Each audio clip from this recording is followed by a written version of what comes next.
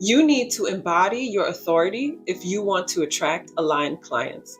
Imagine this: you just quit your full-time job, you don't have a backup plan, and you decide to start your dream business.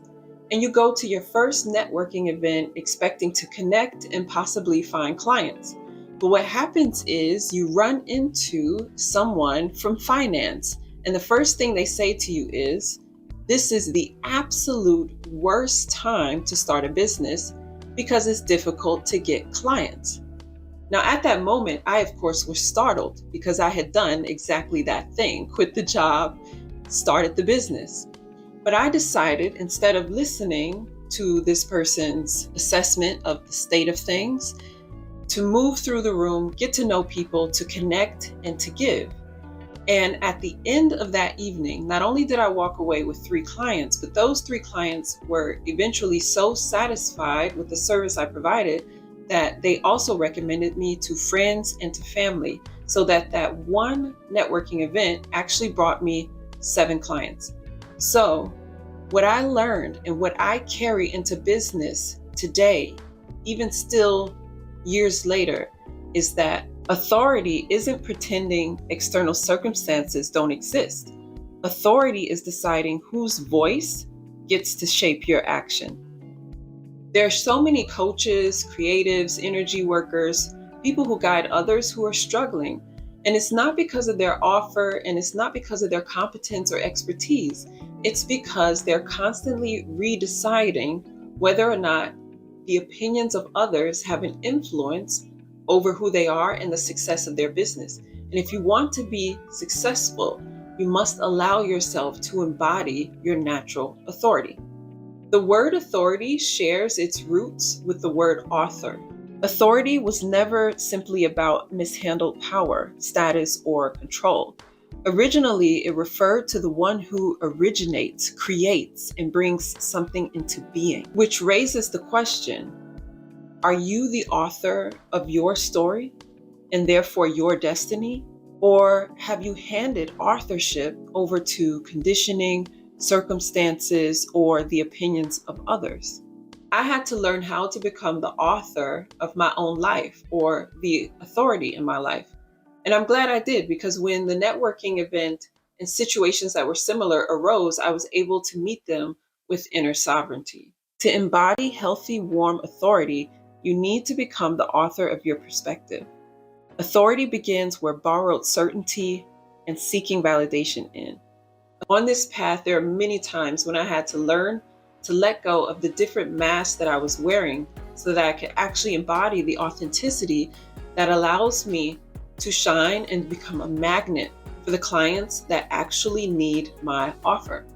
So here are 3 ways that we often hide ourselves behind the mask. And these masks keep us from attracting aligned clients. The first mask that we often wear is the fear of being visible. We often think, if people don't fully see me, they can't reject me. But the problem is, if people cannot see you, they also cannot choose you. Visibility does not automatically create judgment, but it can create magnetism and alignment. If people can see you, feel your energy, understand what you do, then when problems arise and the pain is just too much to bear, they know exactly who they can reach out to. They know exactly who to ask for help. But for you to be top of mind at those moments when they need help, you must give yourself permission to be consistently visible. The opportunity becomes when you show up, you become the expert that clients trust. When you allow yourself to be visible, you begin to automatically communicate a certain level of authority. And that is why people who might not be the best in their particular area, nevertheless do not want for clients, because they give themselves permission to be visible. And when that particular client has an issue in that space, the person who's visible is the person who's top of mind and is the person who gets booked. The second mask that we often hide behind is softening the message. Is if I say it carefully, people will not misunderstand me. Now, I've had many bouts with this particular mask because I started out being very impulsive, very communicative, that kid that always said the thing and eventually learned people don't always want to hear the truth. So I learned to make my voice smaller. I learned to walk on eggshells and be particularly careful about what it is that I communicated. But what I eventually learned as an entrepreneur is that if I really want to attract aligned clients, I cannot be afraid of speaking my perspective clearly. The problem when we soften our message is that without clear messaging, your clients cannot recognize you as the solution to the problem they desperately want to solve. So there's a bit of a risk in being visible because it does require clear messaging and a clear point of view. This reminds me of a quote from one of my absolute favorite preachers and philosophers, Ralph Waldo Emerson. Ralph Waldo Emerson wrote in his essay, Self-Reliance, "Speak what you think now in hard words, and tomorrow speak what tomorrow thinks in hard words again, though it contradict everything you said today. Ah, so you shall be sure to be misunderstood. Is it so bad then to be misunderstood? Pythagoras was misunderstood, and Socrates, and Jesus, and Luther, and Copernicus, and Galileo, and Newton, and every pure and wise spirit that ever took flesh. To be great is to be misunderstood." In this quote, Emerson is encouraging us to speak up and to use our voice and to speak our opinion clearly and directly, even if tomorrow we speak a different opinion clearly and directly. We must allow space for evolution. And a lot of the greatest souls, whether male or female, that walk this earth had to risk being misunderstood in order to sow the seeds of the legacy that they left behind. Think about some of your favorite singers, artists, some of the people you look up to who are going the path that you are now choosing to go. Often they had to speak on topics that were complex or even controversial, but it's often those words that help us in some of our darkest moments. And so we must be inspired by these role models and allow ourselves to speak up, because we never know what light we might shine in the lives of others. To be great, as Emerson said, is to be misunderstood, which leaves you with a choice to make. Do you want to be great, or do you want to be approved of? Which one matters to you in the long run? You cannot be afraid to evolve as you grow into your leadership. Having what David C. Baker, author of The Business of Expertise, calls a defensible point of view can establish you as an expert in your niche. The opportunity here is that when you offer a worldview shift, you stand out in your niche. The third mask that you may find yourself wearing is the tendency to continually refine your offer or refine your positioning. The thought is often, if I postpone until I find the perfect wording, then I'll feel safe enough to launch. The problem is that constant refinement confuses your message, which then also confuses potential clients, and they cannot align with your energy and become attracted to your offer. In my program, we establish your offer and your positioning from the very beginning. Then we take it to the market and test and refine it.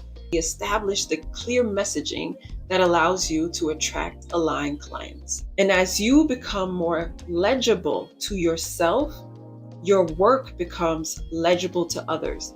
And when others can truly grasp and understand what it is that you do, it's easier for them to reach out to you and to ask to work with you, because they see you as the solution that they are looking for. With consistent messaging, you can attract aligned clients. Consistent messaging isn't possible where the positioning is constantly changing. One thing we need to remember is that inner authority allows our clients to feel held and to feel safe. So if we can release fear of visibility, the need to soften our message out of fear of being misunderstood, or this constant need to refine our offer and position and postpone launching, then we can get out there and already start acting as the solution. And as we act from a space of trust, we allow ourselves to really get clear on what it is that our market needs, and we can adjust our offer to pull in the clients that really genuinely are ready to work with us. So the quintessence of the message today is you can't build a magnetic business while hiding from your own power.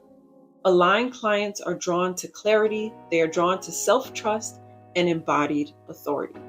And you may feel like, but Khadija, I can't embody this authority. I am not ready. Often it is a decision. It is a choice to be a certain identity, a choice to start living certain habits. And I just want to remind you, not making a choice is also a choice.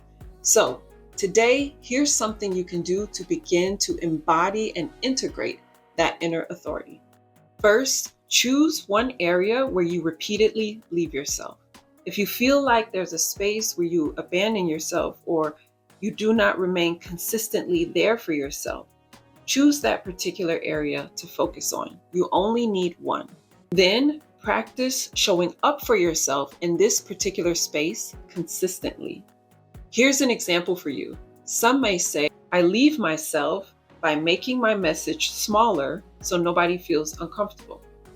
This translates to I prioritize approval over presence.